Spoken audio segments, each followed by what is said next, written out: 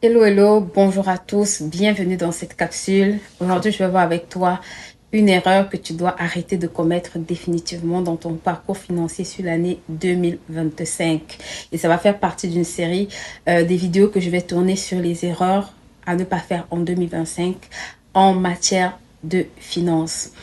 J'entends souvent beaucoup de personnes me dire qu'ils n'ont pas le temps à consacrer à leur projet, ils n'ont pas le temps pour travailler sur leur propre projet. Eh bien, je veux que tu saches qu'une erreur que tu dois arrêter de commettre en 2025, c'est de penser que construire les actifs des autres est plus important que ton propre actif. Je vais m'expliquer.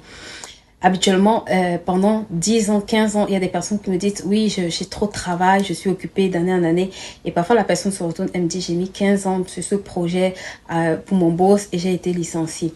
Eh bien, c'est parce que cette personne a fait l'erreur que la plupart d'entre nous, on va commettre, c'est de construire les actifs de d'autres personnes et ne jamais dégager du temps pour construire nos propres actifs. Il faut que tu saches que si c'est une erreur que tu fais d'année après année, c'est une erreur qui va te coûter très cher, d'accord? Tu dois développer l'actif que tu es. Tu dois développer les dons et les talents qui sommeillent en toi. Tu dois développer les capacités que tu as. Tu dois développer les idées, les projets que tu as. Tu dois développer, d'accord, les rêves que tu as. Et je veux que tu comprennes que travailler pour ton patron, c'est une chose très importante.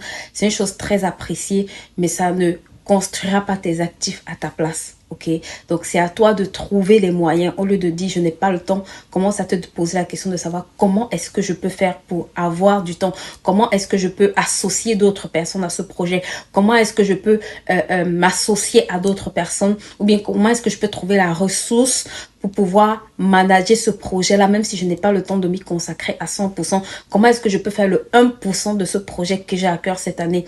Et tu vas voir que si tu commences comme ça va créer un ajustement parce que souvent on pense qu'on n'a pas le temps, mais plus tu en fais, plus tu as la capacité d'en faire. Et il faut comprendre que tant que tu ne sors pas de ta zone de confort, tant que tu te dis je n'ai pas le temps, ça t'installe inconsciemment dans une zone de confort. Et tant que tu ne te dis pas je dois trouver le temps, j'ai du temps, quitte à ce que je donne peut-être 30 minutes par semaine au départ, juste même pour commencer à rédiger ce projet, c'est déjà un pas de plus, c'est déjà une victoire. Donc je veux que tu évite de faire cette erreur dans ton parcours financier, de penser que les choses se feront seules, de toujours te trouver des excuses pour ne pas construire tes propres actifs à toi-même. Même si c'est une compétence que tu as décidé d'avoir, c'est un actif pour toi.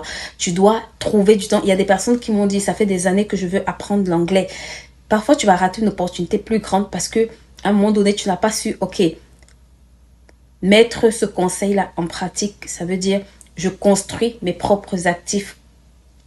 Et je veux que vous intégrez que si vous avez le temps pour construire les actifs de d'autres personnes, au boulot, parfois, tu as plus de travail et tu travailles plus parce que ça fait partie d'un engagement que tu as pris. Engage-toi aussi à te dire les projets que j'ai, les rêves que j'ai. Si ça nécessite que je travaille 2 heures plus chaque semaine, 2 heures plus chaque jour, 2 heures de plus chaque jour, 2 heures de plus chaque semaine, eh bien, je veux le faire jusqu'à ce que ce projet-là se réalise. Si c'est une compétence que tu dois acquérir, si c'est une formation que tu dois aller faire, discipline-toi cette année, d'accord, pour investir dans cet actif qui est l'actif qui t'appartient à toi-même. Ça, c'est une erreur que beaucoup d'entre nous ont fait. On banalise ça et plus tard, ça nous coûte très cher.